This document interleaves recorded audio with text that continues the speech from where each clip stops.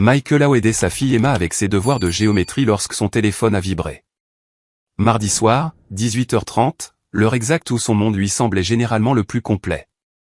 Trina dans la cuisine, l'odeur d'ail et de romarin flottant dans leur maison de banlieue. Le crayon d'Emma grattant sur du papier millimétré. Ordinaire, sûr. Papa, je ne comprends pas ce truc d'angle, a dit Emma, le nez plissé de frustration. Michael a souri, montrant le triangle. Pense-y comme des positions de flanquement. Tu ne peux pas attaquer de front. Son téléphone a de nouveau vibré. Ron Finlay. Son beau-frère n'appelait pas pendant le dîner, sauf si c'était important. Et Ron, qu'est-ce que... Où es-tu en ce moment? La voix de Ron était tendue. Le ton d'un flic, le ton que Michael reconnaissait après des années à le connaître. Ron était détective au métro PD, 15 ans de service, et il ne s'énervait pas facilement. À la maison avec ma famille. Quoi? Une pause, puis à peine au-dessus d'un murmure. Verrouille toutes les portes et les fenêtres, maintenant. Ne dis pas à ta femme pourquoi. Le corps de Michael s'est raidi. Son entraînement s'est mis en marche avant que son esprit conscient ne suive. 8 ans dans le renseignement militaire avaient câblé certaines réponses dans son système nerveux. Ses yeux ont balayé la pièce, cataloguant les sorties, les lignes de vue, les menaces potentielles. Ron, qu'est-ce qui ne va pas? On vient de recevoir un appel terrifiant à propos de ta femme. Un appel d'urgence, un tuyau anonyme. Ils disent qu'elle... La voix de Ron a encore baissé. Ils disent qu'elle prépare quelque chose de violent contre toi. Contre Emma. L'appelant a donné des détails, Mike. Des détails spécifiques sur ta maison, ta routine. On est en route, mais je devais d'abord te prévenir. Le protocole dit que je ne devrais pas, mais ta famille. Les mots n'avaient pas de sens. Trina, sa femme depuis 12 ans, la femme qui pleurait pendant les publicités pour la nourriture pour chiens et qui faisait du bénévolat à l'hôpital pour enfants. C'est insensé. Tu sais que Trina ne... Je sais, mais l'appel était convaincant. Vraiment convaincant. Et Mike. Ron a hésité. L'appelant a mentionné l'incident de Coble. Le sang de Michael s'est glacé. L'incident de Coble. S'étant enterré. Classifié. Seule une poignée de personnes connaissaient les détails. Il avait fait partie d'une unité de renseignement militaire qui avait démantelé un réseau de contrebande, armes, informations et pire encore. Ils avaient arrêté 15 personnes, mais l'enquête avait été scellée. Comment quelqu'un pouvait-il savoir faire le lien avec lui maintenant? Qui a passé l'appel? Anonyme. Intraçable pour l'instant. Mais qui que ce soit, il sait des choses qu'il ne devrait pas verrouiller tout et attend-nous. 20 minutes. Michael a mis fin à l'appel et s'est levé, son esprit déjà en train de parcourir les possibilités. Ce n'était pas aléatoire.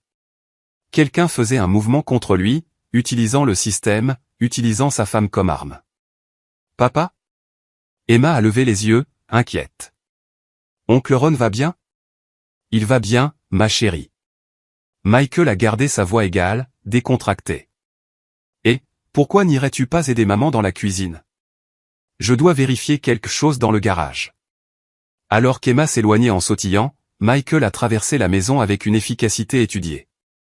Il a verrouillé la porte d'entrée, vérifié le système de sécurité, armé et fonctionnel. Porte arrière verrouillée, fenêtre sécurisée. Son bureau à domicile était à l'arrière de la maison. Il a ouvert le coffre-fort caché derrière une bibliothèque. À l'intérieur, son arme de service, jamais touchée depuis qu'il avait quitté l'armée, et 3 téléphones, des téléphones jetables qu'il avait gardés par vieille habitude. Il en a allumé un et a composé un numéro qu'il n'avait pas appelé depuis 6 ans. Ball, a répondu la voix. Alex, c'est Michael. Une pause. Mon Dieu, ça fait des siècles. Qu'est-ce qui ne va pas? Alex Ball avait été son officier traitant dans le renseignement militaire, travaillant maintenant dans la sécurité privée à Washington. Si quelqu'un pouvait accéder rapidement et discrètement à des informations, c'était lui. Quelqu'un vient d'appeler la police à propos de ma femme. Fausse dénonciation, mais ils ont mentionné Coble, l'opération scellée. J'ai besoin de savoir qui fouille dans mon passé. Donne-moi 1 heure. Le ton d'Alex était passé aux affaires. Je rappellerai ce numéro. Michael a mis le téléphone dans sa poche et est retourné au salon juste au moment où Trina sortait de la cuisine, s'essuyant les mains sur une serviette. Elle était belle de cette façon sans effort, les cheveux noirs attachés en arrière, les yeux verts qui semblaient toujours voir à travers lui. « Tu as l'air tendu », a-t-elle dit en lui touchant le bras. « Tout va bien ?» Il voulait tout lui dire, mais l'avertissement de Ron résonnait dans son esprit. Les flics arrivaient. Quoi qu'il se passe, cela se déroulerait en quelques minutes, et il devait contrôler le récit. Ron passe. Des trucs de boulot. Pas tout à fait un mensonge. Juste à ce moment-là, Emma a appelé de la salle à manger. « Maman, il y a quelqu'un à la porte. » La main de Michael s'est instinctivement déplacée vers sa hanche où son arme se trouvait autrefois. À travers la fenêtre de devant, il pouvait voir 2 voitures de police s'arrêter, les gyrophares éteints, mais reconnaissables. Ron était dans la voiture de tête. Mais derrière eux, à peine visible dans l'ombre du soir, se trouvait un autre véhicule. Une berline noire, vitre teintée, tournant au ralenti au coin de la rue, observant. La mâchoire de Michael s'est contractée. Ce n'était pas seulement une fausse dénonciation. C'était de la surveillance, de la planification. Quelqu'un orchestrait cela, et ils étaient proches. « Trina », a-t-il dit doucement. « Reste avec Emma. Ne réponds à aucune question sans que je sois présent. » Ses yeux se sont écarquillés. « Michael, que se passe-t-il » La sonnette a retenti. « Fais-moi juste confiance », a-t-il dit et il est allé affronter ce qui allait suivre. Chapitre 2. Fantôme et rancune. Ron Finlay se tenait sur le porche avec une autre détective, une femme que Michael ne reconnaissait pas. Le visage de Ron était plein d'excuses mais professionnelles, l'expression d'un flic faisant son travail même quand ça faisait mal. « Mike, voici la détective Vera Daly. Nous devons parler à Trina. » Michael s'est écarté, les laissant entrer, mais se positionnant entre les détectives et sa famille. De vieilles habitudes. Qu'est-ce qui a été rapporté exactement? Vera, au milieu de la quarantaine, des yeux vifs qui en avaient trop vu. Nous avons reçu un appel à 18h15 affirmant que Trina avait proféré des menaces contre vous et votre fille. L'appelant a déclaré qu'elle avait acheté une arme à feu illégalement et prévoyait de l'utiliser ce soir. C'est ridicule, a dit Trina de derrière Michael, sa voix tremblante. Je n'ai même jamais tenu d'arme. Mike, dis-leur. L'appelant a fourni des informations spécifiques, a poursuivi Vera. Votre routine quotidienne, le code de votre système de sécurité, des détails sur une police d'assurance vie d'une valeur de 2 millions de dollars souscrite il y a 6 mois. L'esprit de Michael s'est aiguisé. La police d'assurance était réelle. Il l'avait mise à jour après qu'il ait créé sa société de conseil en sécurité. Procédure standard, mais seule la famille, leur avocat et la compagnie d'assurance le savaient. Ce n'était pas du harcèlement aléatoire. Quelqu'un avait accès à leurs informations privées. Qui a passé l'appel, a demandé Michael. Anonyme, acheminé par plusieurs proxys. Mais il y a plus. Vera a sorti son téléphone, a joué un enregistrement audio, une voix déformée clairement modifiée. Trina prévoit de tuer son mari Michael Howe et sa fille Emma ce soir. Elle a une arme cachée dans le bureau à domicile derrière la bibliothèque. Elle prépare ça depuis des mois, depuis qu'elle a découvert la liaison de son mari. Une liaison? La voix de Trina s'est brisée. Michael, tu. Il n'y a pas de liaison, a dit fermement Michael. C'est un coup monté. Quelqu'un essaie de nous déstabiliser. Nous devons quand même fouiller les lieux, a dit Vera. Procédure standard. Ron s'est avancé. Mike, tu sais qu'on doit le faire. Michael a hoché la tête lentement. Il pouvait refuser, les obliger à obtenir un mandat, mais cela ne ferait que retarder l'inévitable et les ferait paraître coupables. Très bien, fouillez. Vous ne trouverez rien. Mais alors que les détectives se déplaçaient dans la maison, le téléphone jetable de Michael a vibré dans sa poche. Un texto d'Alex Ball. J'ai quelque chose. Appelle-moi dès que possible. C'est plus gros que tu ne le penses. Michael s'est excusé pour aller dans le jardin, composant rapidement. Parle-moi, a-t-il dit quand Alex a répondu. Ton passé t'a rattrapé, mon frère. Tu te souviens de Gary Maxwell de l'opération Coble? Le sang de Michael s'est glacé. Gary Maxwell. Il avait été un entrepreneur civil travaillant dans la logistique pour l'armée. Ce qu'ils avaient découvert, c'est que Maxwell menait une activité secondaire, vendant des informations classifiées à des combattants ennemis, facilitant la contrebande d'armes, et même soupçonné de la disparition de 2 interprètes locaux qui aidaient les forces de la coalition. L'unité de Michael avait monté le dossier qui avait envoyé Maxwell en prison fédérale. Il est sorti il y a 3 mois, a poursuivi Alex. Libération anticipée, bonne conduite. Et Mike, il a fait des menaces avant de partir. A dit qu'il détruirait les gens qui l'ont détruit. En commençant par toi. Comment le sais-tu? J'ai des contacts au bureau. Quand tu as appelé, j'ai vérifié le nom de Maxwell. Il a été occupé depuis sa sortie. Nouvelle identité, a déménagé en Virginie, a créé une entreprise de technologie. Légitime en surface, mais il a accédé à des marchés du dark web, a engagé des gens. Mike, ce type a des ressources et une sérieuse rancune. L'esprit de Michael s'est emballé. Maxwell ne faisait pas seulement un mouvement. Il planifiait cela depuis des années. La fausse dénonciation à la police n'était que le coup d'envoi. Quel est son plan? D'après ce que je peux comprendre, il veut ruiner ta vie petit à petit. Discréditer ta femme, la faire arrêter, peut-être détruire ta réputation professionnelle, t'isoler. Puis, Alex a fait une pause. Alors je pense qu'il veut que tu saches que c'était lui avant qu'il ne termine le travail. Il n'ira pas aussi loin. Mike, ce type est connecté maintenant. Argent, Jean, technologie. Tu dois être malin à ce sujet. Je suis toujours malin. Michael a mis fin à l'appel et s'est retourné vers la maison. À travers la fenêtre, il pouvait voir Vera et Ron fouiller son bureau. Il ne trouverait pas d'armes parce qu'il n'y en avait pas. Mais Maxwell le savait. Il s'agissait du processus, de l'humiliation, de la graine du doute plantée dans l'esprit de ses voisins qui regardaient sûrement les voitures de police. La berline noire était toujours au coin de la rue. Michael a pris une photo avec son téléphone, a zoomé. Il ne pouvait pas voir clairement le conducteur, mais il n'en avait pas besoin. Maxwell voulait qu'il sache qu'il était surveillé. À l'intérieur, Vera est sortie du bureau, les mains vides. Rien. Le tuyau était faux. Évidemment, a dit Trina, des larmes dans les yeux maintenant. Pouvez-vous s'il vous plaît partir? C'est humiliant. Nous sommes désolés pour l'intrusion, a dit sincèrement Ron. Mais nous devions suivre. Mike, puis-je te parler dehors sur le porche?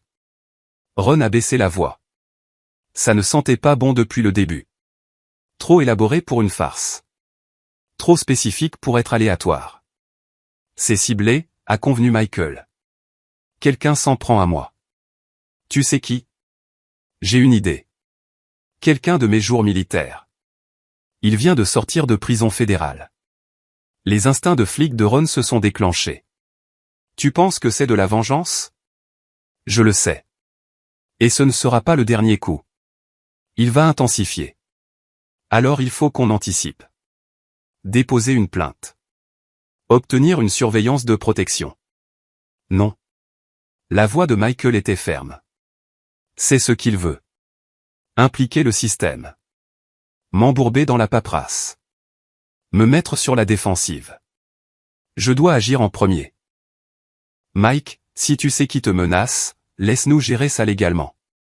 Ron, ce type a passé 7 ans en prison fédérale à planifier sa vengeance. Il ne va pas faire une erreur et laisser des preuves. Je dois gérer ça à ma manière. Ron l'a étudié un long moment. À ta manière, c'est-à-dire? Je vais le trouver, comprendre son plan et l'arrêter avant qu'il ne blesse ma famille. Quoi qu'il en coûte. Sois prudent. Ne fais rien qui te mette en prison. Michael a souri d'un air sombre. Je ferai attention de ne pas me faire prendre. Après le départ de Ron, Michael est retourné à l'intérieur pour trouver Trina assise sur le canapé, Emma à ses côtés. Les yeux de sa femme étaient rouges mais défiants. Dis-moi ce qui se passe vraiment, a-t-elle exigé. Michael s'est assis en face d'eux, choisissant ses mots avec soin.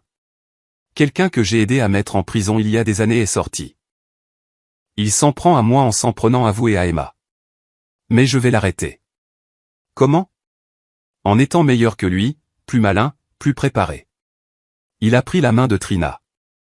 J'ai besoin que tu me fasses confiance.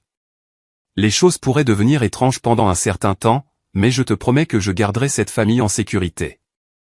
Emma avait l'air effrayée. Est-ce que le méchant va nous faire du mal? Michael a serré sa fille dans ses bras. Non, ma chérie. Je ne laisserai pas ça arriver. Mais même en le disant, son esprit était déjà 3 longueurs d'avance, planifiant sa contre-offensive. Maxwell voulait jouer à des jeux. Très bien. Michael avait passé 8 ans dans le renseignement militaire à apprendre à démanteler les menaces. Il était temps de dépoussiérer ses compétences. La berline noire avait disparu quand il a de nouveau regardé par la fenêtre. Mais Michael savait que Maxwell regarderait, attendant son prochain mouvement. Bien. Qu'il regarde. Qu'il pense qu'il a l'avantage. Parce que Michael était sur le point de lui montrer exactement ce qui se passait quand on menaçait un homme qui avait passé des années à chasser les prédateurs. Ce n'était que le début. Chapitre 3. La deuxième vague. Michael n'a pas dormi cette nuit-là. Au lieu de cela, il s'est assis dans son bureau, 3 ordinateurs portables ouverts, rassemblant tout ce qu'il pouvait trouver sur Gary Maxwell. Alex avait envoyé des fichiers, les dossiers pénitentiaires de Maxwell, les documents de libération anticipée, une liste d'associés connus. Ce qui en est ressorti, c'est le portrait d'un homme qui avait utilisé son temps à l'intérieur de manière productive, nouant des liens avec d'autres criminels en col blanc, étudiant la crypto-monnaie et la cyberguerre. La nouvelle entreprise de Maxwell, Donag & Maxwell Tech Solutions, était enregistrée dans le Delaware avec un partenaire commercial nommé Evan Donag. Michael a fouillé dans le passé de Donag. Un autre ancien entrepreneur, pas de casier judiciaire, mais des rumeurs d'affaires douteuses. Ensemble, ils avaient bâti une entreprise technologique d'apparence légitime qui se spécialisait dans les systèmes de sécurité et l'analyse de données. L'ironie n'a pas échappé à Michael. Son ennemi vendait maintenant les mêmes services que lui. À 3 heures du matin, le premier email est arrivé. Le compte personnel de Michael, pas son compte professionnel. L'objet était vide, mais le message était clair. As-tu apprécié la visite de la police? Ce n'était qu'un avant-goût. Quand j'en aurai fini, tu n'auras rien. Pas de femme, pas de fille, pas de réputation. Comme tu m'as laissé sans rien. Fais attention à toi, Ao. Je suis plus proche que tu ne le penses. Joem. Michael a regardé l'écran. Maxwell le narguait, confirmant ce qu'il savait déjà. Mais l'email était une erreur. Il a donné à Michael quelque chose à tracer. Il l'a transmis à Alex avec une note. Trace ça. J'ai besoin de sa position. À l'aube, Michael avait un plan. Il ne pouvait pas attendre que Maxwell fasse le prochain mouvement. Il devait inverser le scénario, passer à l'offensive. Son premier appel a été à un vieil ami de ses jours de renseignement, Salvador McNeil, qui dirigeait maintenant une société d'enquête privée à Arlington. Sal, j'ai besoin de surveiller quelqu'un. Le package complet, mouvement, contact, finance. Qui est la cible? Gary Maxwell. Il vit à Arlington. Dirige Donag & Maxwell Tech. J'ai besoin de savoir tout ce qu'il fait, toutes les personnes à qui il parle. De quoi s'agit-il, Mike? Sa vengeance contre moi, la mienne contre lui. Celui qui agira le plus intelligemment gagnera. Sal a gloussé. Eh bien, tu as la meilleure motivation. J'aurai quelqu'un sur lui d'ici midi. Ensuite, Michael devait sécuriser sa famille. Il ne pouvait pas les laisser vulnérables pendant qu'il travaillait.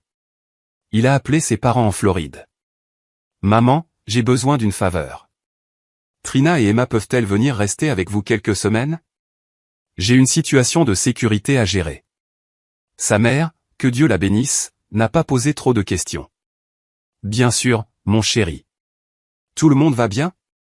Ils iront bien. J'expliquerai plus tard. Trina a d'abord résisté, mais Michael lui a expliqué clairement. Maxwell ne s'arrêtera pas à de fausses dénonciations à la police. Il va intensifier. J'ai besoin que toi et Emma soyez quelque part en sécurité pendant que je m'occupe de ça. Et que signifie exactement s'occuper de ça? Ça signifie que je vais lui faire regretter d'avoir jamais pensé à notre famille. À midi, Trina et Emma étaient sur un vol pour Tampa. Michael les a conduites lui-même à l'aéroport, vérifiant constamment ses rétroviseurs pour d'éventuels suiveurs. La berline noire est apparue 2 fois, mais a gardé ses distances. Bien. Maxwell voulait qu'il sache qu'il était surveillé. Cela rendrait ce qui allait suivre encore meilleur. De retour à la maison, Michael a activé le protocole de sécurité qu'il avait conçu pour exactement ce scénario. Caméra cachée à l'extérieur, capteur de mouvement, serrure renforcée. Sa maison était maintenant une forteresse. Puis il a passé un appel qui l'a surpris lui-même. Maurice O'Brien Investigative Service. Maurice, c'est Michael Ao. J'ai besoin d'une consultation aujourd'hui si possible. Maurice O'Brien était un détective privé réputé pour flirter avec les limites de l'éthique. Il obtenait des résultats, mais n'avait pas peur de contourner les règles. Michael avait travaillé avec lui 2 fois l'année dernière pour des vérifications d'antécédents sur des clients de haut niveau. Ils se sont rencontrés dans un restaurant de Fairfax, loin des regards indiscrets. Maurice était dans la cinquantaine, grisonnant et cynique, mais vif comme une lame. « De quoi as-tu besoin ?» a demandé Maurice en sirotant un mauvais café. Michael a fait glisser un dossier sur la table. Tout sur Gary Maxwell et Evan Donagh. Et je veux dire tout. Relevés bancaires, journaux d'appel, transactions commerciales, les trucs qui ne sont pas exactement publics. Maurice a haussé un sourcil. C'est cher et quelque peu illégal. Je sais. Dis-moi ton prix. 20 000 la moitié d'avance. Marché conclu. Michael avait des économies pour les urgences. Cela se qualifiait. Combien de temps? 3 jours? Peut-être 4. Fais-le en 2 et je doublerai tes honoraires. Maurice a souri. Maintenant, on parle. Qu'est-ce que ce type t'a fait? Il essaie de détruire ma vie. Je vais d'abord détruire la sienne. Mais j'ai besoin de munitions. Cet après-midi-là, l'équipe de salle a confirmé l'emplacement de Maxwell. Une maison de ville à Arlington. Quartier cher, système de sécurité. Maxwell avait été vu rencontrer 3 personnes différentes au cours des 2 derniers jours, tout avec un casier judiciaire. De la force de frappe à louer. L'image devenait claire. Maxwell ne travaillait pas seul. Il avait de l'argent, des relations et une équipe. Il préparait quelque chose de plus grand que du harcèlement. À 18 h, le téléphone professionnel de Michael a sonné. Un numéro qu'il ne reconnaissait pas, Michael Ao. M. Ao, ici le roi Wagner de Prestige Security System. Nous vous appelons pour vous informer que votre licence d'entreprise et votre assurance ont été signalées pour enquête. Il y a eu des plaintes concernant une mauvaise gestion des données clients. La mâchoire de Michael s'est crispée. Plainte de qui? Rapports anonymes.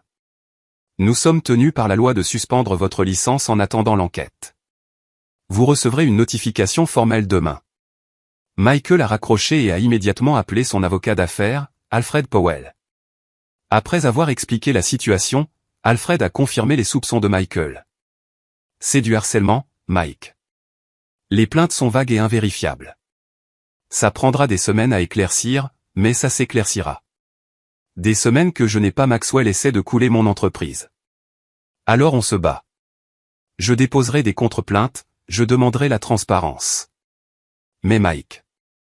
Alfred a hésité. Sois prudent. Si ce type est aussi connecté que tu le dis, il pourrait avoir une couverture légale pour ce qu'il fait. Après l'appel, Michael s'est assis dans son bureau, fixant le dossier de Maxwell. Le schéma était clair. Détruire la crédibilité, isoler, attaquer. Guerre psychologique classique. Maxwell était patient, méthodique, profitant probablement de chaque instant. Mais Maxwell avait fait une erreur critique. Il avait supposé que Michael se battrait défensivement, réagirait à chaque attaque, resterait sur ses gardes. C'est ce que la plupart des gens faisaient lorsqu'ils étaient ciblés. Michael n'était pas la plupart des gens. À minuit, il s'est rendu à Arlington, se garant à 3 pâtés de maison de la maison de ville de Maxwell. Il avait fait des missions de reconnaissance en territoire hostile où une erreur signifiait la mort. C'était un jeu d'enfant en comparaison. Utilisant un équipement de vision nocturne de ses jours militaires, il a surveillé la propriété. 2 gardes à l'extérieur, se relayant. Des caméras de sécurité, mais mal positionnées. Des angles morts à l'entrée latérale. Michael a pris des photos, des notes, a cartographié tout le pâté de maison. Maxwell se sentait en sécurité ici, protégé. Cette confiance serait sa chute. De retour à la maison à 3 h du matin, Michael a reçu un message crypté d'Alex Ball. Maxwell a accédé au dark web, spécifiquement à des forums pour embaucher des entrepreneurs. Pas du genre construction, du genre qui fait disparaître les problèmes. Mike, je pense qu'il prépare quelque chose de violent. Michael a regardé le message. Maxwell ne jouait plus seulement à des jeux d'esprit. Il passait à la violence réelle, ce qui signifiait que le calendrier de Michael venait de se raccourcir considérablement. Il a relu l'email que Maxwell avait envoyé. Je suis plus proche que tu ne le penses, puis Michael a souri. C'était un sourire froid, du genre qui avait terrifié les combattants ennemis à Coble. Parce que Maxwell avait raison. Il était proche. Assez proche pour être vulnérable. Assez proche pour que Michael frappe le premier. Le chasseur venait de devenir le chassé, et Maxwell ne le savait même pas encore. Chapitre 4. Collecte d'informations. Maurice O'Brien a livré 48 heures plus tard, et les informations étaient en or. Michael s'est assis dans son bureau, étalant des documents sur son bureau. Les relevés bancaires montraient que Maxwell avait liquidé des actifs d'une valeur de près de 500 000 $ au cours du dernier mois, de l'argent circulant par des sociétés écrans et des portefeuilles de crypto-monnaies. Les relevés téléphoniques ont révélé des appels à des criminels connus, 2 ex-détenus spécialisés dans l'intimidation, un pirate informatique qui avait fait de la prison pour usurpation d'identité, et quelqu'un répertorié uniquement sous le nom de LW, probablement L. Slaughter, un pyromane condamné qui avait été libéré 6 mois plus tôt. Mais la vraie percée se trouvait dans les dossiers commerciaux de Maxwell. Donagh & Maxwell Tech n'était pas seulement une façade. Ils menaient activement une opération sophistiquée. Ils avaient signé des contrats avec 3 grandes entreprises, installant des systèmes de sécurité qui leur donnaient un accès dérobé à des données sensibles. C'était le même jeu que Maxwell avait joué à Coble, juste avec un vernis d'entreprise. Il accumule du capital pour quelque chose de grand, a marmonné Michael pour lui-même. Son téléphone jetable a sonné. Alex Ball. Mike, on a un problème. Maxwell vient d'acheter des armes.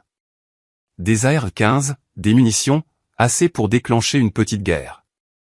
Tous des achats légaux par des intermédiaires, mais le timing est mauvais. Dans combien de temps? Ça pourrait être n'importe quel jour. Ma source dit que Maxwell a parlé d'une confrontation finale. Il veut que tu saches que ça arrive. Il veut que tu aies peur. Michael s'est penché en arrière dans sa chaise. La peur. C'est ce que Maxwell vendait. Mais il ne comprenait pas sa cible. Michael avait opéré dans des zones de guerre où la mort était une possibilité quotidienne. La peur n'était qu'une autre variable à gérer. Bien. Qu'il pense qu'il gagne. Pendant ce temps, j'ai besoin que tu fasses quelque chose pour moi. Dis-moi. J'ai besoin de fausses preuves. Des dossiers montrant que l'entreprise de Maxwell s'est livrée à de l'espionnage industriel. Fais en sorte que ça ait l'air assez réel pour intéresser le FBI, mais traçable jusqu'à des sources légitimes. Alex a sifflé. Tu le pièges. Je donne aux forces de l'ordre une raison de regarder de plus près. Une fois qu'ils commenceront à creuser, ils trouveront la vraie saleté. Je ne fais que les orienter dans la bonne direction. C'est risqué. S'ils remontent jusqu'à toi. Ils ne le feront pas, utilise tes meilleurs éléments. Fais ça proprement. Après avoir raccroché, Michael a vérifié ses flux de surveillance. L'équipe de salle avait maintenant Maxwell sous surveillance constante, et les rapports étaient préoccupants. Maxwell avait rencontré son équipe quotidiennement, répétant quelque chose. Ils étaient passés devant la maison de Michael 3 fois la semaine dernière, la photographiant à chaque fois sous différents angles. Ils préparaient une agression. Michael a sorti les plans de sa maison, les étudiant avec un regard neuf. Il avait toujours été soucieux de la sécurité, mais maintenant il devait penser tactiquement. D'où Maxwell attaquerait-il? La porte d'entrée était trop exposée. La porte arrière offrait une bonne couverture, mais moins de voies d'évacuation. Les fenêtres, possibles, mais risquées dans un quartier de banlieue. Puis ça l'a frappé. Maxwell n'attaquerait pas la maison. Il attirerait Michael quelque part d'isolé où il pourrait contrôler la situation. Les emails menaçants, la surveillance, les attaques commerciales. Tout cela était conçu pour stresser Michael, le rendre paranoïaque, le pousser à l'erreur. Michael devait inverser ce scénario. Faire croire à Maxwell que le plan fonctionnait, puis tendre son propre piège. Il a appelé Sal, j'ai besoin que tu divulgues des informations. Assure-toi que les gens de Maxwell me voient rencontrer quelqu'un à Riverside Park demain soir. Fais en sorte que ça ait l'air que je suis désespéré, que je contacte des criminels pour ma protection. Tu veux la pâter? Exactement. Il pense qu'il me chasse. Il est temps de lui montrer à quoi ressemble un vrai prédateur. Le lendemain, Michael a exécuté la phase 1. Il s'est rendu à Riverside Park, un endroit isolé le long du Potomac, en s'assurant que l'équipe de surveillance de Maxwell pouvait le suivre facilement. Au parc, il a rencontré un ami de sa salle de sport, un type qui avait l'air d'un homme de main. Ils ont parlé pendant 20 minutes, Michael lui remettant une enveloppe, vide à l'exception de papier blanc, puis ils se sont séparés. L'équipe de salle a confirmé que les gens de Maxwell avaient photographié toute la réunion. Ce soir-là, Michael a reçu un autre email de Maxwell. Tu deviens désespéré, Ao. Engager des voyous ne te sauvera pas. Rien ne le fera. À bientôt. Parfait. Maxwell mordait à l'hameçon. Mais Michael avait un autre problème. Son avocat d'affaires a appelé avec de mauvaises nouvelles. Mike, la suspension de la licence avance. Ils ont ajouté d'autres plaintes, toutes anonymes. Quelqu'un t'en veut vraiment. Laisse faire. J'ai de plus gros soucis. Il y a plus. Quelqu'un a déposé une ordonnance restrictive contre toi. Une femme nommée Jane Calhoun prétend que tu l'as harcelée, menacée. C'est de la pure fiction, mais c'est maintenant dans le système judiciaire. Le sang de Michael a bouilli. Jane Calhoun. Il ne connaissait personne de ce nom, ce qui signifiait que Maxwell avait engagé quelqu'un pour jouer la victime. C'était brillant dans sa cruauté. Endommager davantage la réputation de Michael, le faire paraître instable. Combat-le, a dit Michael. Mais n'en fais pas une priorité. Tout cela sera bientôt terminé. Après l'appel, Michael a vérifié avec Trina. Elle et Emma étaient en sécurité en Floride, bien que Trina commençait à être anxieuse à propos de la séparation. Combien de temps encore, a-t-elle demandé par Fastim. Encore quelques jours. Je suis sur le point de terminer ça. Mike, s'il te plaît, sois prudent. Quoi que tu prévois. Je sais ce que je fais. Fais-moi confiance, cette nuit-là, Maurice O'Brien est revenu avec une découverte troublante. Maxwell avait loué un entrepôt dans le sud-est de DC, payant en espèces pour 3 mois à l'avance. L'équipe de salle a fait un survol. L'entrepôt était isolé, entouré de bâtiments industriels abandonnés. C'est là qu'il t'emmènera, a dit Maurice au téléphone. Site d'enlèvement classique. Isolé, pas de témoins, facile de se débarrasser des preuves, Michael a étudié les images satellites de l'entrepôt. Maxwell préparait quelque chose de théâtral, de personnel. Il voulait que Michael souffre avant la fin, ce qui a donné une idée à Michael, une idée dangereuse, peut-être insensée, mais qui pourrait mettre fin à cela de manière décisive.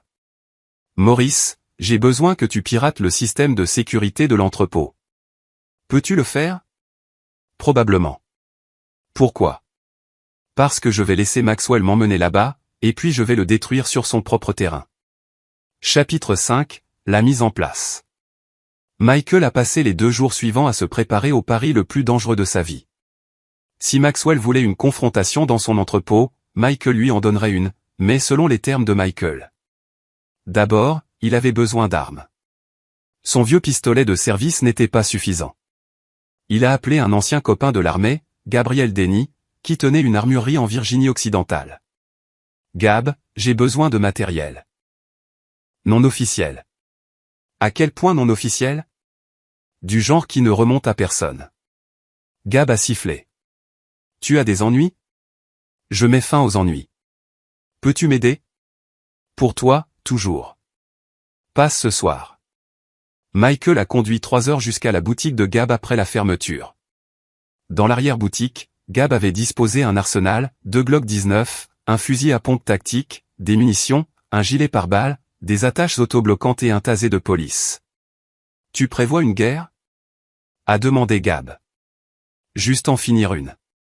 Michael a payé en espèces, $20 000, et a tout chargé dans son camion. De retour à la maison, Michael a mis en place son piège. Il avait fait pirater le système de sécurité de l'entrepôt par Maurice, lui donnant accès à chaque caméra, chaque serrure de porte, chaque système électrique. Maxwell pensait qu'il contrôlait cet espace. Il avait tort. Ensuite, Michael avait besoin que Maxwell s'engage. il a envoyé un email d'un compte anonyme à l'un des associés connus de Maxwell, se faisant passer pour un flic corrompu prêt à vendre des informations sur les mouvements de Michael. L'appât, Michael serait seul chez lui demain soir. Pas de sécurité, vulnérable. Saul a confirmé en quelques heures que l'équipe de Maxwell avait reçu le message et en discutait. Il prévoyait d'agir demain soir. Michael a appelé Ron Finlay. Ron, j'ai besoin que tu me fasses confiance. Demain soir, je t'enverrai une adresse par texto. Donne-moi exactement 2 heures avant de venir à cet endroit avec des renforts. Quoi que tu entendes, attends exactement 2 heures. Mike, qu'est-ce que tu prévois? La justice. Promets-moi juste 2 heures. Ron est resté silencieux. Puis. Je ne peux pas officiellement accepter ça. Officieusement, 2 heures. Mais si tu te fais tuer, Trina ne me le pardonnera jamais. Je ne mourrai pas. Les autres gars pourraient ne pas avoir autant de chance. Le lendemain s'est écoulé lentement. Michael a vérifié son équipement 3 fois, a passé en revue des scénarios, s'est préparé à toute éventualité. Il a appelé Trina une dernière fois. Je t'aime, a-t-il dit. Dis à Emma que je l'aime aussi. Tout cela sera bientôt terminé. Michael, tu me fais peur. N'aie pas peur. Je suis la chose la plus effrayante dans ce combat. À 19h, Michael s'est positionné dans sa maison, les lumières allumées, se déplaçant là où les caméras pouvaient le voir. L'équipe de surveillance de Maxwell regardait. Sal avait confirmé leur présence dans un véhicule à 2 pâtés de maison. À 20h30, son système de sécurité a sonné. Quelqu'un coupait le courant de l'extérieur. Michael a souri. Pile à l'heure. Il s'est déplacé à sa position prédéterminée dans le couloir, attendant dans l'obscurité. Il a désactivé ses caméras de sécurité visibles, mais avait des caméras de secours cachées fonctionnant sur batterie, enregistrant tout. La serrure de la porte arrière a cliqué. Ils l'ont contourné rapidement. Travail de professionnel. Michael a compté 4 séries de pas entrants. Maxwell avait d'abord envoyé son équipe, observant probablement de quelque part en sécurité. Michael les a laissés fouiller le rez-de-chaussée, puis a délibérément fait un bruit à l'étage. Il les a entendus communiquer par radio. Cible à l'étage. En route pour intercepter, alors qu'il montait les escaliers, Michael s'est déplacé silencieusement dans le couloir vers son bureau. Il avait laissé la porte ouverte, les lumières éteintes, créant un point d'embuscade évident. L'équipe le vérifierait en premier. Comme prévu, 2 hommes sont entrés dans le bureau. Michael les a entendus vérifier les coins, mouvement professionnel. Puis l'un d'eux a parlé dans sa radio. Bureau dégagé.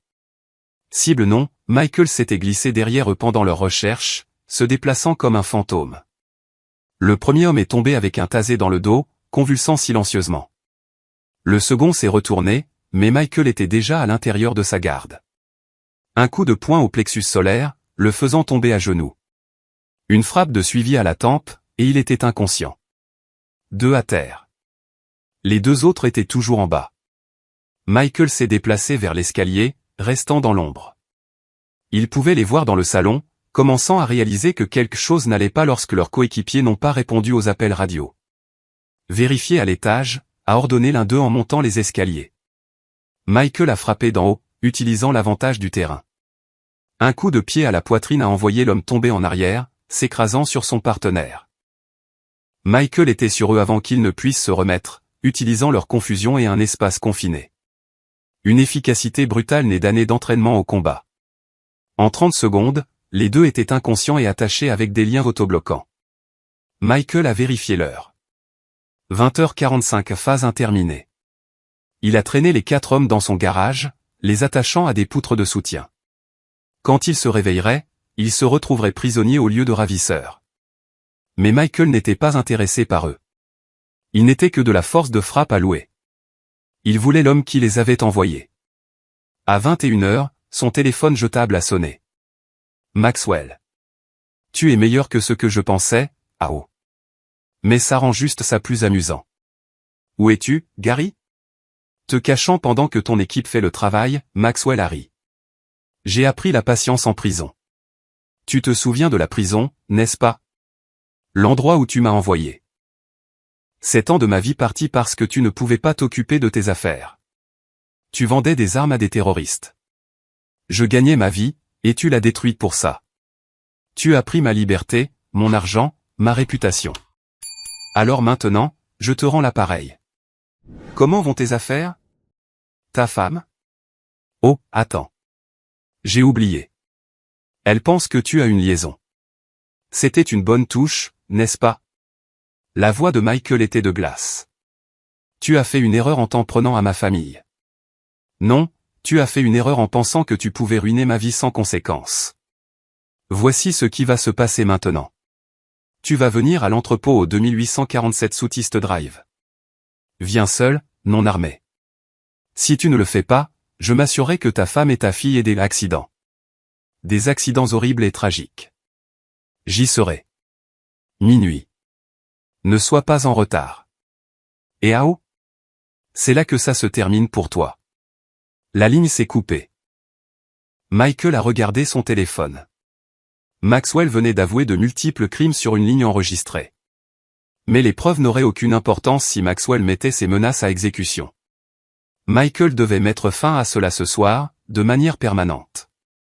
Il a chargé ses armes dans le camion, ainsi que l'équipement que Maurice avait fourni. Puis il a envoyé le texto à Ron. 2847 Southeast Drive. 2 heures à partir de minuit. Amen tout, à 23h30, Michael est arrivé dans le quartier des entrepôts. La zone était abandonnée, parfaite pour les besoins de Maxwell. Il s'est garé à 3 pâtés de maison et s'est approché à pied, utilisant la vision nocturne pour repérer le périmètre. L'entrepôt était éclairé à l'intérieur. Maxwell voulait qu'il sache qu'il était attendu. 2 gardes à l'extérieur, tous 2 armés. Des caméras de sécurité à chaque coin. Ça avait l'air impénétrable, mais Michael avait accès à ces caméras. Il a sorti son téléphone, a ouvert l'application que Maurice lui avait donnée. En quelques tapotements, il a pris le contrôle du système de sécurité. Maintenant, il pouvait tout voir à l'intérieur. Maxwell dans une zone de bureau improvisée. 3 autres hommes armés postés dans tout l'entrepôt. Et au centre, une chaise avec des attaches. Il prévoyait de le torturer. Michael a souri d'un air sombre. Les plans ont changé. À minuit exactement, Michael s'est approché de l'entrée principale, les mains visiblement vides. Les 2 gardes l'ont fouillé à la recherche d'armes, ne trouvant rien. Ils l'ont conduit à l'intérieur où Maxwell attendait, un verre à la main, l'air triomphant. Michael Ao, enfin. Sais-tu depuis combien de temps j'attends ce moment? 7 ans, je suppose. 7 ans, 4 mois et 16 jours. Chaque jour, j'ai pensé à ce que je te ferais. Et maintenant, te voilà, Michael a regardé autour de l'entrepôt. Installation impressionnante. Tu t'es donné beaucoup de mal. Tu en vaux la peine. Assieds-toi, les gardes ont poussé Michael vers la chaise. Il n'a pas résisté, les laissant lui attacher les bras et les jambes. Ils étaient minutieux, mais pas assez. Michael s'était entraîné aux techniques d'évasion. Ces attaches retiendraient une personne normale. Il n'était pas normal. Maxwell tournait autour de lui comme un prédateur. Je veux que tu comprennes quelque chose avant qu'on commence. Tout ce que tu vas vivre, chaque moment de douleur, c'est de ta faute. Tu t'es fait ça à toi-même quand tu as détruit ma vie. Tu as détruit ta propre vie en trahissant ton pays. Le poing de Maxwell s'est écrasé sur la mâchoire de Michael. La douleur a explosé dans son crâne, mais il avait été frappé plus fort à l'entraînement. Il a craché du sang et a souri. C'est tout ce que tu as, le visage de Maxwell s'est tordu de rage. Tu te crois dur? On verra. Je vais te briser, morceau par morceau. Puis j'enverrai des morceaux de toi à ta femme. Qu'elle sache ce qui arrive aux héros qui jouent à Dieu. Tu parles beaucoup pour quelqu'un qui a engagé d'autres personnes pour faire son sale boulot. Oh, je vais faire ce travail personnellement, Maxwell a pris un couteau sur une table voisine. À partir de maintenant, mais alors qu'il s'approchait, les lumières se sont éteintes. L'entrepôt a plongé dans l'obscurité. Les lumières de secours vacillant pour s'allumer. Maxwell s'est retourné. Qu'est-ce que c'est que ce bordel? Ce serait moi, a dit calmement Michael et il a cassé les attaches. Il les avait desserrées depuis qu'il s'était assis, et la coupure de courant, déclenchée à distance par son téléphone, était le signal. Michael s'est déplacé rapidement dans l'obscurité, sa vision nocturne lui donnant un avantage. Il a abattu le garde le plus proche d'un coup à la gorge, saisissant l'arme de l'homme.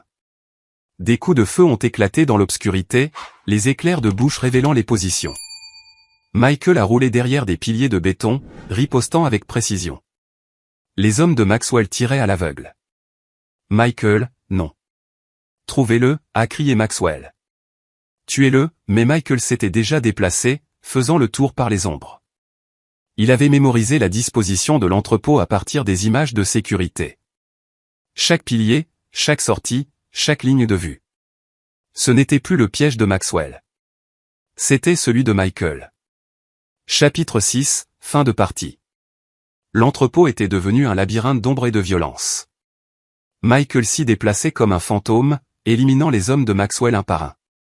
Des années d'entraînement militaire l'avaient préparé à exactement ce scénario.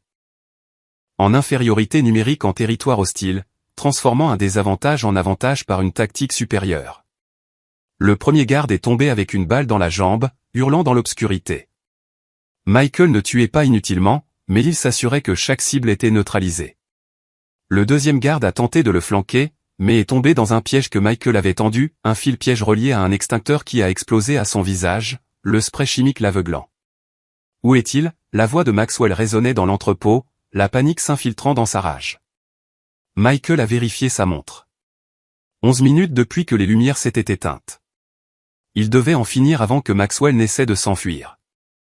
Il a utilisé son téléphone pour rétablir une partie du courant, allumant les lumières de secours juste assez pour créer de longues ombres. Puis il a parlé, sa voix amplifiée par le système de sonorisation de l'entrepôt, une autre fonctionnalité à laquelle Maurice lui avait donné accès. Tu voulais savoir ce que ça fait de se briser, Maxwell? Tu es sur le point de le découvrir. Maxwell s'est retourné, essayant de localiser la source de la voix. Ses deux gardes restants étaient effrayés, leurs armes balayant l'obscurité. Michael a activé la phase suivante.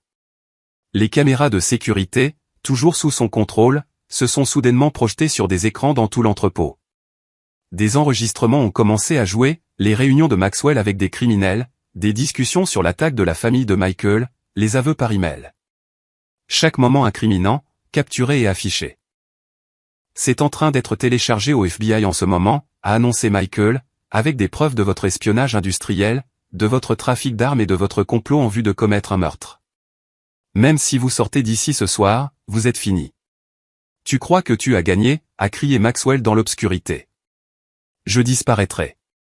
Nouvelle identité, nouvelle vie. Tu ne peux pas m'arrêter. Regarde-moi faire. Michael est tombé d'une passerelle qu'il avait escaladée pendant qu'ils étaient distraits, atterrissant derrière l'un des gardes. Une prise rapide et l'homme était inconscient. Le dernier garde a paniqué et a tiré sauvagement, les balles faisant des étincelles sur les tuyaux métalliques. Michael a riposté avec précision, frappant l'arme du garde et l'envoyant voler de ses mains. L'homme a levé les mains en signe de reddition. Maintenant, il ne restait que Maxwell. Michael est sorti de l'ombre, l'arme levée. Maxwell se tenait au centre de l'entrepôt, entouré de preuves de ses propres crimes, ses gardes vaincus autour de lui. C'est fini, Gary. Maxwell a ri amèrement. Rien n'est fini. Tu crois que la loi me touchera? J'ai de l'argent, des relations. Je serai dehors avant. Avant quoi? Avant que ton partenaire commercial, Evan Donag, ne témoigne contre toi. Il coopère avec le FBI depuis 3 heures. Il s'avère qu'il a gardé des dossiers détaillés de tout ce que tu as fait, juste au cas où il aurait besoin d'une assurance. Le visage de Maxwell est devenu blanc. Tu mens. Est-ce que je mens? Michael a sorti son téléphone, montrant un email d'Alex Ball. C'était réel. Donag avait craqué dès que le FBI l'avait approché avec des preuves. Il leur avait tout donné, dossiers financiers, communication, plan. Maxwell avait été trahi par la personne en qui il avait le plus confiance. Tu vois, je ne me suis pas seulement préparé pour ce soir. Je me suis préparé à tout. Toute ton opération, chaque personne que tu as embauchée, chaque plan que tu as fait, je le savais. Et je l'ai démantelé petit à petit. La main de Maxwell s'est déplacée vers sa ceinture, sortant un pistolet caché. Mais Michael a été plus rapide. Un seul coup, et l'arme a volé de la main de Maxwell. Maxwell est tombé à genoux, serrant sa main ensanglantée. Tu as détruit ma vie, a sangloté Maxwell. J'ai tout perdu. Non, a dit froidement Michael. Tu as détruit ta propre vie quand tu as choisi la trahison plutôt que l'honneur. Je me suis juste assuré que tu en subisses les conséquences. Et maintenant, tu les subiras à nouveau. Des sirènes hurlaient au loin. Ron Finlay était pile à l'heure. 2 heures après que Michael soit entré dans l'entrepôt. Michael s'est approché de Maxwell, regardant l'homme brisé. Je veux que tu te souviennes de ce moment. Souviens-toi que tu t'en es pris à ma famille et que tu as perdu. Souviens-toi de ça quand tu seras en prison fédérale pour le reste de ta vie. Des voitures de police ont encerclé l'entrepôt, des officiers armés affluents. Ron est entré le premier, l'arme au poing, puis l'a abaissé en voyant la scène. Maxwell à genoux, ses gardes neutralisés autour de lui. Michael, debout, victorieux. Mon Dieu, Mike, a soufflé Ron. Que s'est-il passé ici? La justice, a simplement dit Michael. Il a tout avoué. Tout est enregistré. Il a tendu à Ron une clé USB contenant toutes les preuves, vidéos, audio, documents, tout ce qu'il fallait pour mettre Maxwell derrière les barreaux pour toujours. Alors que des agents du FBI arrivaient et emmenaient Maxwell en garde à vue, Michael a regardé sans émotion. Maxwell a levé les yeux une dernière fois, la haine dans les siens, mais aussi la défaite. Une défaite totale et absolue. Je reviendrai, a craché Maxwell. Un jour, je... Non, tu ne le feras pas, a interrompu Michael. Parce que je t'attendrai. Et la prochaine fois, je ne serai pas si miséricordieux. Maxwell a été emmené menotté, criant toujours des menaces que personne ne croyait plus. Ron s'est approché de Michael. Je devrais t'arrêter aussi, tu sais ça, n'est-ce pas? Agression, séquestration illégale, enfreindre environ 15 lois auxquelles je peux penser. Mais tu ne le feras pas, non, a admis Ron. Parce que ce salaud a menacé ma sœur et ma nièce et que tu les as protégés. Fais juste de ne pas prendre l'habitude de la justice expéditive, d'accord? Michael a hoché la tête. C'était personnel. C'est fini maintenant. Alors que le FBI traitait la scène, Michael s'est éclipsé vers son camion. Il est rentré chez lui alors que l'aube se levait sur la Virginie, épuisé mais satisfait. Le cauchemar était terminé.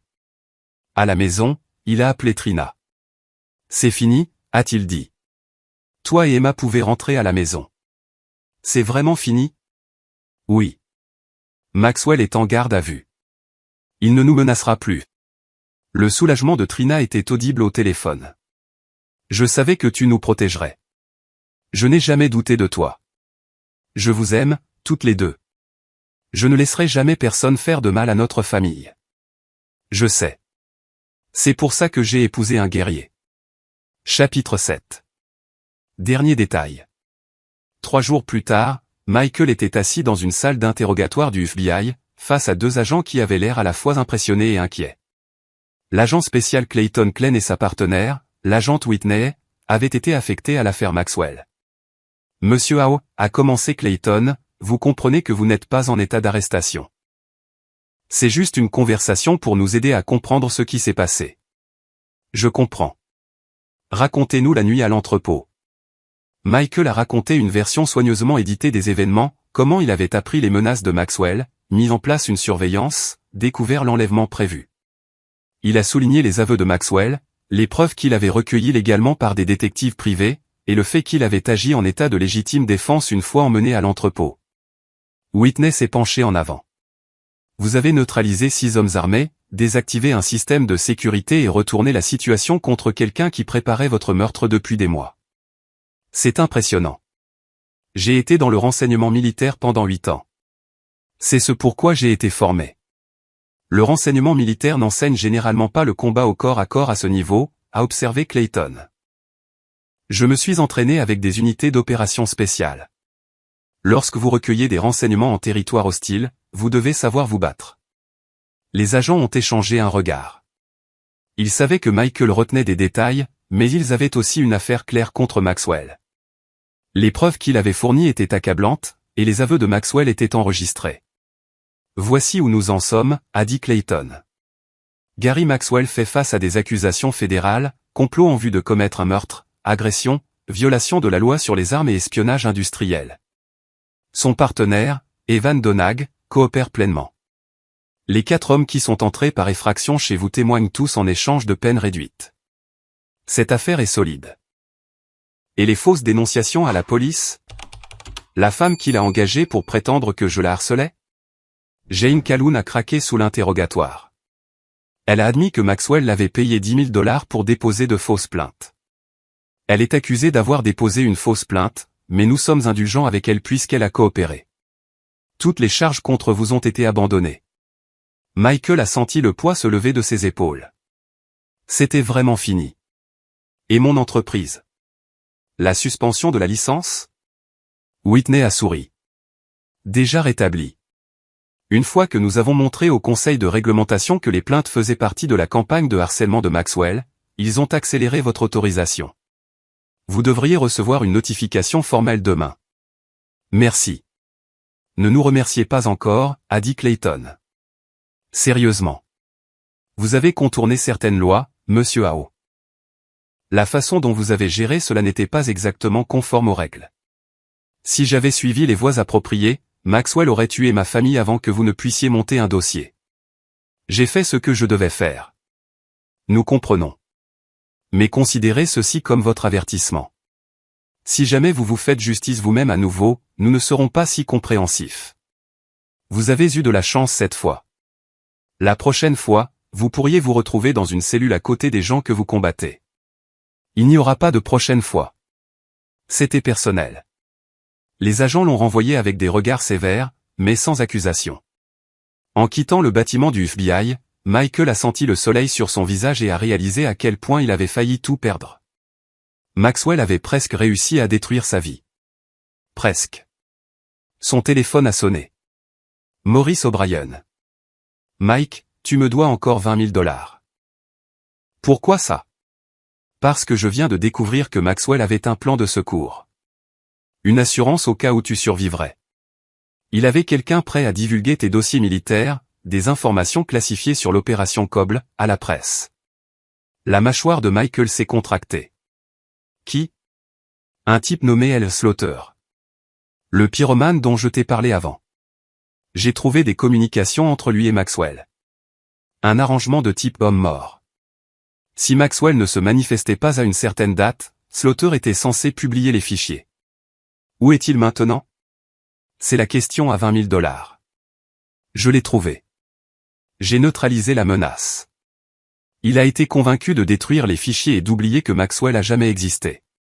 Disons simplement qu'il a trouvé la religion très rapidement quand il a compris l'alternative. Michael a souri d'un air sombre.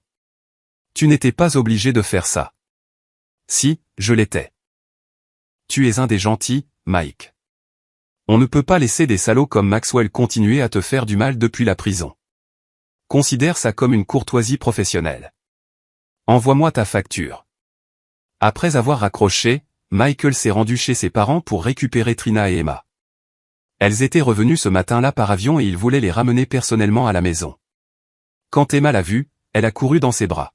« Papa, as-tu battu le méchant ?»« Oui, ma chérie. Il ne peut plus nous faire de mal. » Trina l'a serré fort dans ses bras. « J'étais si inquiète. Je t'ai dit de me faire confiance. Je l'ai fait, mais ça ne veut pas dire que je n'étais pas terrifié. » Sur le chemin du retour, Trina a posé la question que Michael redoutait. « Que as-tu fait à Maxwell ?» Et ne me donne pas la version édulcorée. Michael a jeté un coup d'œil à Emma sur la banquette arrière, endormie malgré la lumière du jour. Il a baissé la voix. « J'ai fait ce qu'il fallait. Légalement quand c'était possible, moins légalement quand c'était nécessaire. Mais je n'ai jamais franchi la ligne pour devenir comme lui. Comment sais-tu où se trouve cette ligne? Parce que je n'ai jamais apprécié ça. Maxwell voulait se venger, voulait me faire souffrir. Je voulais juste arrêter une menace pour notre famille.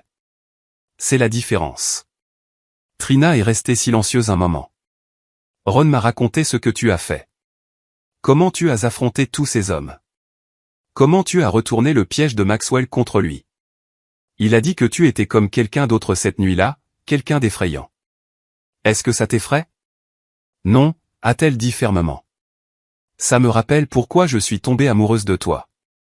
Tu es un protecteur. Quand notre famille avait besoin de toi, tu es devenu exactement ce dont nous avions besoin. J'espère juste que tu n'auras plus jamais à être cette personne. Moi aussi. À la maison, Michael a passé le reste de la journée avec sa famille, essayant de revenir à la normale. Mais la normale semblait différente maintenant. Il avait été forcé de puiser dans des compétences et des instincts qu'il avait enfouis après avoir quitté l'armée. La violence, la pensée tactique, le calcul froid des menaces, tout était revenu en force. Ce soir-là, après qu'Emma soit au lit, Michael s'est assis dans son bureau, fixant le mur où le dossier de Maxwell avait été épinglé pendant des jours. Il avait tout enlevé, mais les souvenirs restaient. À quel point il avait failli tout perdre. À quel point il avait été facile de retomber en mode guerrier. Son téléphone a vibré. Une alerte d'actualité. Un ancien entrepreneur militaire arrêté dans un complot de vengeance élaboré. Le FBI attribue le succès de l'opération à un tuyau anonyme et aux preuves de la victime. Michael a souri. L'histoire finirait par s'estomper, remplacée par de nouveaux scandales et crimes. Maxwell passerait des décennies en prison, et Michael retournerait à sa vie tranquille de consultant en sécurité et de père de famille. Mais maintenant, il savait quelque chose sur lui-même. Ce guerrier était toujours en lui, attendant, non pas la vengeance ou la violence, mais de protéger ce qui comptait le plus, sa famille, sa vie, sa paix. Et quiconque menacerait ces choses connaîtrait le même sort que Gary Maxwell. Chapitre 8. Procès et vérité. 6 mois plus tard, Michael était assis dans une salle d'audience fédérale, regardant Gary Maxwell recevoir sa sentence. Le procès avait été rapide, les preuves accablantes. Les propres enregistrements de Maxwell, ses communications avec des criminels engagés, ses aveux dans l'entrepôt. Tout cela présenté en détail clinique par les procureurs fédéraux. Maxwell avait l'air diminué dans sa combinaison de prisonnier, rien à voir avec l'homme d'affaires confiant qui avait orchestré le complot de vengeance. Ses avocats avaient essayé toutes les défenses, capacité diminuée, coercition, même tentative de coup monté. Rien n'a tenu. Le juge Gabriel Denny, sans lien de parenté avec le copain d'armée de Michael, a examiné les preuves une dernière fois. Monsieur Maxwell, vous avez orchestré une campagne de harcèlement, d'intimidation et de tentative de meurtre contre Michael Howe et sa famille.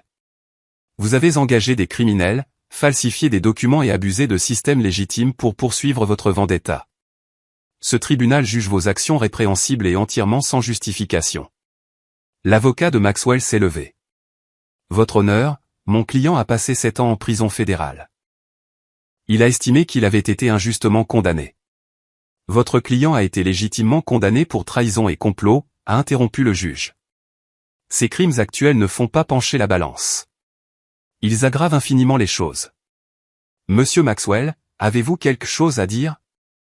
Maxwell s'est levé lentement, ses yeux trouvant Michael dans la galerie. Pendant un instant, une haine pure y a flambé. Puis la résignation. Je ne regrette rien, a dit platement Maxwell. Howe a détruit ma vie. J'ai essayé de lui rendre l'appareil. La seule chose que je regrette, c'est d'avoir échoué. L'expression du juge s'est durcie. Alors vous n'avez rien appris. Gary Maxwell, vous êtes par la présente condamné à 25 ans de prison fédérale, à purger consécutivement au reste de votre peine précédente. De plus, vous paierez une restitution de 2 millions de dollars à la famille Howe pour les dommages, la détresse émotionnelle et les frais de justice. Le marteau est tombé. Maxwell a été emmené, fixant toujours Michael. Pas de remords, pas de rédemption, juste un homme brisé consumé par la haine. À l'extérieur du palais de justice, les journalistes se sont pressés. Michael avait préparé une brève déclaration. La justice a été rendue aujourd'hui. Ma famille et moi pouvons enfin aller de l'avant. Nous sommes reconnaissants au FBI, aux forces de l'ordre local et à tous ceux qui ont aidé à traduire M. Maxwell en justice. Nous n'avons aucun autre commentaire. Ron Finlay attendait près de la voiture de Michael. Comment te sens-tu? Soulagé. C'est vraiment fini maintenant. Tu sais qu'il fera appel. Qu'il le fasse, il perdra. Les preuves sont solides. Ron a étudié son beau-frère. Tu as changé, Mike, depuis le début. Comment ça? Tu es plus dur maintenant. Plus sur tes gardes. Comme si tu étais toujours à l'affût de la prochaine menace. Michael a réfléchi. Peut-être. Maxwell m'a appris que les ennemis ne ressemblent pas toujours à des ennemis. Parfois, ils ressemblent à des gens ordinaires. Et au moment où tu réalises ce qu'ils sont, il est presque trop tard. C'est une façon sombre de vivre. C'est une façon réaliste de vivre. Je ne baisserai plus ma garde. Ce soir-là, Michael a emmené Trina et Emma dîner au restaurant, leur première vraie sortie en famille depuis le début de la campagne de Maxwell. Emma était excitée, bavardant sur l'école et ses amis, heureusement inconsciente de la catastrophe qu'ils avaient frôlée. « Papa, ma maîtresse dit que tu es un héros », a dit Emma entre deux bouchées de pâtes. « Je ne suis pas un héros, ma chérie. J'ai juste protégé notre famille. C'est ce que font les héros. » Trina a souri de l'autre côté de la table. Elle n'a pas tort. Après le dîner, alors qu'ils se dirigeaient vers la voiture, Michael a remarqué un homme qui les observait de l'autre côté de la rue. De vieux instincts se sont déclenchés, scanner les menaces, calculer les voies d'évacuation, noter le langage corporel de l'homme. Mais l'homme a fait un signe de la main et s'est éloigné. Juste une autre personne dans la rue. « Ça va ?» a demandé Trina, remarquant sa tension. « Ouais, juste en train de m'adapter. » À la maison, Michael a couché Emma, lui lisant son histoire préférée. Alors qu'elle s'endormait, elle a chuchoté « Je suis contente que le méchant ne puisse plus nous faire de mal. » « Moi aussi, bébé. Dors bien. » Dans son bureau plus tard, Michael a ouvert un tiroir verrouillé contenant un dernier appel de l'épreuve, la clé USB avec toutes les preuves de Maxwell. Il en avait gardé une copie, une assurance contre l'événement improbable où Maxwell échapperait d'une manière ou d'une autre à la justice. Maintenant, avec le procès terminé et la sentence prononcée, il pouvait enfin lâcher prise. Il a tenu la clé au-dessus de sa déchiqueteuse, prêt à la détruire. Puis il a hésité. Non, certains rappels valaient la peine d'être conservés. Non pas par peur, mais comme une leçon. Le mal existait dans le monde, portait des visages humains et venait parfois pour les personnes que vous aimiez. La seule défense était la vigilance et la volonté de se battre si nécessaire. Michael a de nouveau verrouillé la clé et a fermé le tiroir. Chapitre 9. Nouveau départ. Un an après la condamnation de Maxwell, Michael se tenait dans son jardin, regardant Emma jouer sur sa nouvelle balançoire. Les cicatrices physiques de cette nuit dans l'entrepôt avaient guéri. Quelques côtes meurtries, des jointures fendues, rien de permanent. Les cicatrices psychologiques ont mis plus de temps. Pendant des mois après le procès, Michael a fait des cauchemars. Dans ceux-ci, Maxwell réussissait. Sa famille mourait pendant que Michael était trop lent, trop faible, trop tard. Il se réveillait en sueur, vérifiait Emma, appelait Trina si elle voyageait pour le travail. La paranoïa était réelle et persistante. Mais progressivement, avec la patience de Trina et un thérapeute spécialisé dans les traumatismes de combat, Michael a retrouvé la paix. Le guerrier à l'intérieur n'a pas disparu. Il ne partirait jamais complètement. Mais Michael a de nouveau appris à compartimenter. À être d'abord un père et un mari, un protecteur en second. Son entreprise avait prospéré après coup. Il s'avère que défendre avec succès sa famille contre un ex-détenu meurtrier était un excellent marketing pour un consultant en sécurité. Michael avait plus de clients qu'il ne pouvait en gérer. Tous voulant la même chose, quelqu'un qui comprenait les vraies menaces et comment les neutraliser. Mais il était sélectif maintenant. Il ne prenait que des clients dont il croyait aux causes, qui avaient réellement besoin de protection, plutôt que de simples millionnaires paranoïaques. La qualité plutôt que la quantité. Ron Finlay avait été promu lieutenant, en partie grâce à son rôle dans l'affaire Maxwell. Il rendait fréquemment visite, devenant encore plus proche de la famille après leur épreuve commune. Tu penses parfois à ce qui aurait pu arriver si Maxwell avait été plus malin, a demandé Ron un après-midi autour d'une bière sur la terrasse. Tous les jours, a admis Michael. Il avait des ressources, de la motivation, de la patience. S'il avait été plus subtil, avait évité les emails provocateurs et les gestes dramatiques, il aurait pu faire de vrais dégâts avant que je ne m'en aperçoive. Qu'est-ce qu'il a arrêté? L'ego. Il voulait que je sache que c'était lui. Il voulait que je souffre psychologiquement avant le coup final. Ce besoin de reconnaissance m'a donné le temps de me préparer. C'est une erreur courante chez les chercheurs de vengeance. Ils ne peuvent pas simplement gagner. Ils ont besoin que leur ennemi reconnaisse la défaite. Tu étudies ces trucs maintenant? J'ai lu à ce sujet. Comprendre comment pensent les gens vengeurs m'aide à protéger les clients. Maxwell n'était pas unique. Beaucoup de gens nourrissent des rancunes, planifient des représailles. Les intelligents n'agissent jamais. Les dangereux ne peuvent s'en empêcher. Tu t'inquiètes parfois que quelqu'un d'autre de tes jours militaires puisse s'en prendre à toi? Michael est resté silencieux un moment. Parfois. Mais j'ai fait la paix avec cette possibilité. J'ai fait mon travail à Koble. Je l'ai bien fait. Si quelqu'un veut se venger d'avoir été tenu responsable, ça en dit plus sur lui que sur moi. Cette nuit-là, Michael a reçu un email inattendu.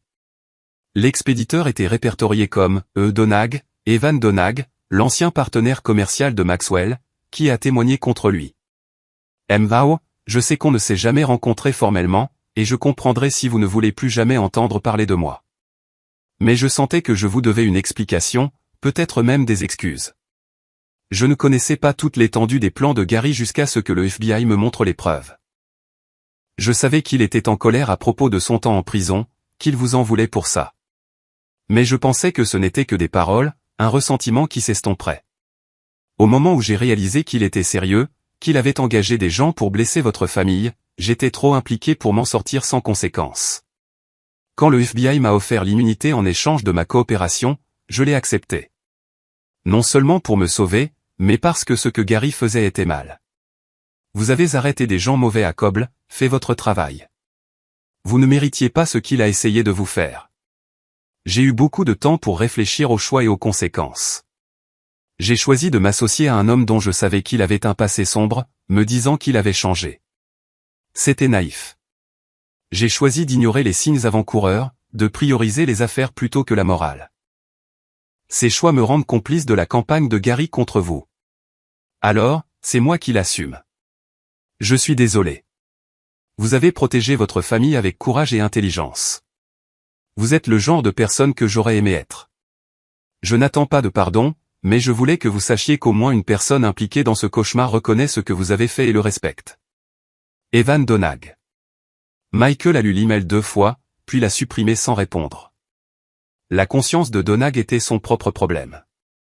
Michael n'avait aucun intérêt à absoudre l'homme ou à porter sa culpabilité. Mais l'email l'a fait réfléchir à ses propres choix au cours de l'année écoulée. Il avait franchi des limites éthiques, contourné des lois, utilisé la violence alors que d'autres options existaient peut-être. Il l'a justifié en protégeant sa famille, et c'était vrai. Mais il était également vrai qu'une partie de lui avait apprécié le défi tactique, le retour en mode guerrier. Des remords, a demandé Trina en lisant par-dessus son épaule. Juste une réflexion. M'assurer que je suis toujours l'homme que je veux être. Tu le es. Tu as fait ce que tu devais faire, mais tu n'es pas défini par ces quelques semaines. Tu es défini par la décennie précédente, par les années qui ont suivi, par chaque jour où tu choisis d'être un bon mari et un bon père. Michael l'a serré dans ses bras. Comment ai-je pu avoir autant de chance? Tu ne l'as pas eu. Tu m'as mérité par des années à être exactement qui tu es. Le lendemain matin, Michael s'est rendu à la prison fédérale où Maxwell purgeait sa peine. Il n'avait pas prévu cette visite, n'avait même pas consciemment décidé de la faire. Mais il s'est retrouvé dans la zone des visiteurs, attendant que Maxwell soit amené. Quand Maxwell est apparu derrière la vitre, il avait l'air plus âgé, plus gris, diminué. La prison l'usait. Il a pris le téléphone lentement, les yeux méfiants. « Pourquoi es-tu ici ?» a demandé Maxwell. « Pour clore un chapitre » a dit Michael. « Pour nous deux. Je n'ai pas besoin de clore un chapitre. Je sais exactement comment ça se termine. Je pourris ici pendant que tu vis ta vie parfaite. C'est une façon de voir les choses. En voici une autre. Tu as choisi la vengeance plutôt que la rédemption. Après ta première peine, tu aurais pu reconstruire ta vie, trouver un travail légitime, devenir quelqu'un de meilleur. Au lieu de ça, tu as passé 7 ans à comploter pour détruire la mienne. Ce choix, pas moi, t'a mis ici. Facile à dire pour toi. Tu n'étais pas en prison. Non, je faisais mon travail. Tu as trahi ton pays, vendu des armes à des gens qui ont tué des soldats américains. Quand tu t'es fait prendre, c'était de ta faute. Tout ce qui s'est passé après, c'était ton choix.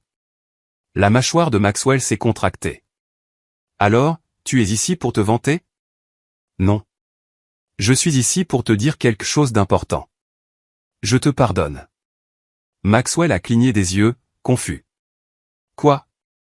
Je te pardonne d'avoir menacé ma famille, d'avoir essayé de détruire ma vie. Non pas parce que tu mérites le pardon, mais parce que je refuse de porter de la colère pendant les 25 prochaines années. Tu as volé assez de mon temps avec ton complot. Je ne te donnerai pas une seconde de plus. Je ne veux pas de ton pardon. Je sais, mais je te le donne quand même. Pour moi.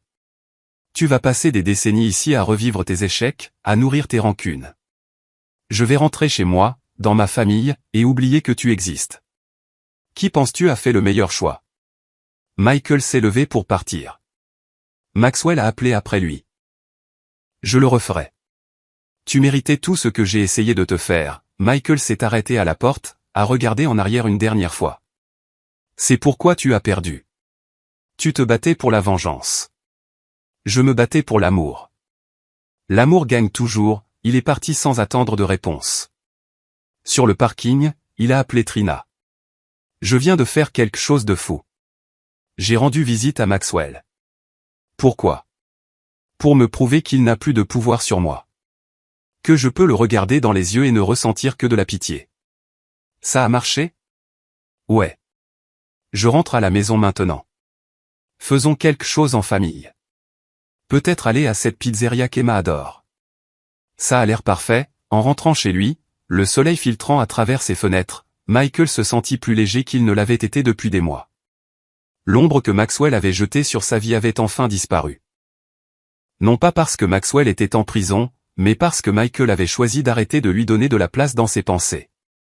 Il avait appris de dures leçons au cours de l'année écoulée. Que le mal pouvait porter des visages familiers. Que protéger les personnes que l'on aime exigeait parfois des choix difficiles. Que la ligne entre la justice et la vengeance était plus mince qu'il ne l'avait réalisé. Mais il avait aussi appris qu'il était plus fort qu'il ne l'avait pensé. Que son entraînement et ses instincts, dormant depuis des années, pouvaient encore sauver des vies si nécessaires. Que l'amour et le devoir pouvaient coexister avec la capacité d'un guerrier.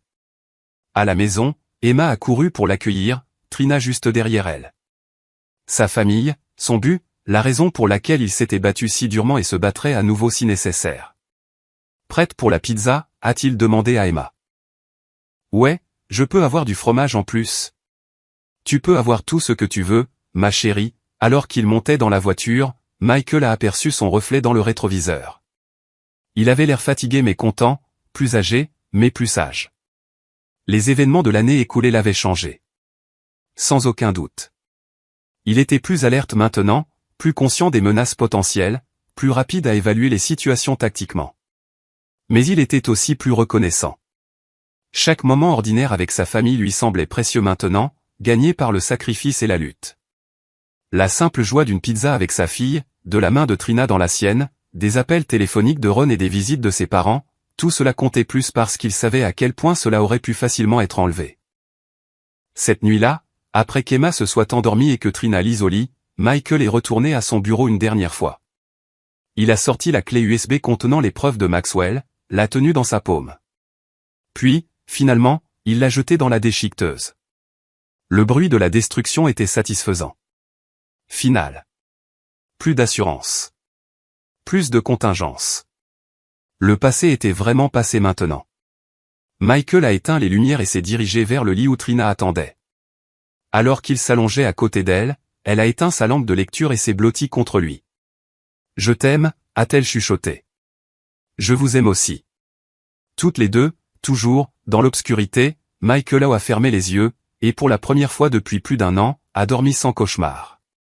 Il avait affronté son ennemi, protégé sa famille et en était sorti victorieux, non pas par la vengeance, mais par la force tempérée par la sagesse. Le guerrier avait fait son travail. Maintenant, le mari et le père pouvaient se reposer. C'est ici que notre histoire se termine. Partagez vos pensées dans la section des commentaires.